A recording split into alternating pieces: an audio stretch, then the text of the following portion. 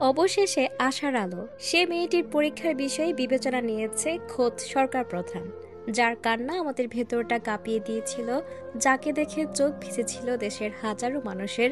সে HSC পরীক্ষার্থী আনিস আহমেদ।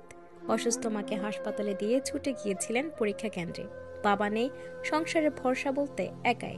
তবুও কলেজের গেটে পৌঁছালেও পরীক্ষা দিতে পারেননি আনিসা। এদেশের অনেক নিয়মকানুন আছে, কিন্তু কই মানবিকতার কি একটি সুযোগ রাখা হয় এসব শিক্ষার্থীদের জন্য?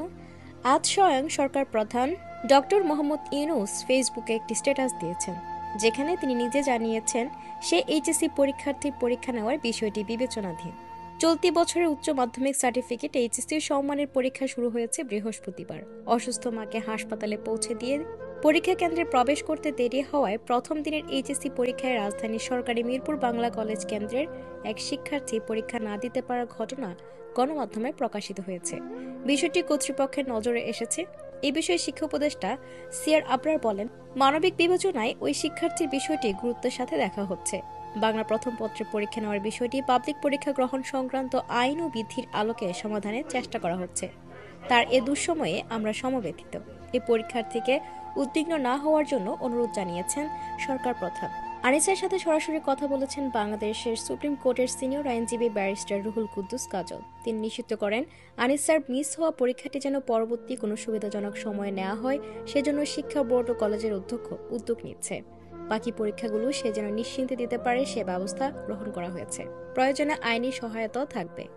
তখন ব্যারিস্টার কাজল 2000 সালে মতিঝিল মডেল স্কুল অ্যান্ড কলেজের 132 শিক্ষার্থীর মামলা ও পরীক্ষার নজির তুলে ধরেছেন এবং আনিসা ও তার কলেজ কর্তৃপক্ষের সামনে সেটা উপস্থাপন করেন তিনি। এটি কেবল আনিসার একার লড়াই ছিল না, এটা এক মানবিকতার আন্দোলন। এটা প্রমাণ করে মিডিয়া, মানুষের আওয়াজ, শিক্ষক, সাংবাদিক, আইনজীবী আর সচেতন নাগরিকের একসঙ্গে দাঁড়িয়ে যাওয়াটা বদলে দিতে পারে কঠিন বাস্তবতাকে।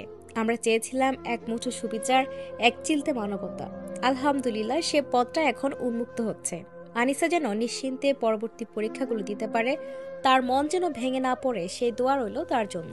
যেসব শিক্ষার্থীর মা বাবা মারা যান বা হঠাৎ বিপর্যয়ে পড়েন, তাদের জন্য স্বতন্ত্র একটি মানবিক রিভিউ বা আপিল সেল থাকে শিক্ষা ব্যবস্থায়, যেখানে নিয়মের পাশাপাশি বিবেচনা করা হবে বাস্তবতা, আবেগ ও মানবতা। আমাদের শিক্ষা ব্যবস্থা এখনো সে নিয়ম নেই, যেটা বিদেশের অনেক জায়গায় দেখা যায়। পরবর্তীতে পরীক্ষা দেওয়ার একটা সুযোগ থাকে। আমাদের দেশেও এমন কিছু ব্যবস্থা রাখা হোক, 2025 সালে এসে আমরা এটুকু আশা করতে পারি আমাদের ভবিষ্যৎ প্রজন্মের জন্য। দর্শক, এ নিয়ে আপনার মূল্যবান মতামত কি কমেন্ট বক্সে জানিয়ে দিন, এবং আপনি কতটা খুশি হয়েছেন সেটা কিন্তু কমেন্টে জানাতে ভুলবেন না।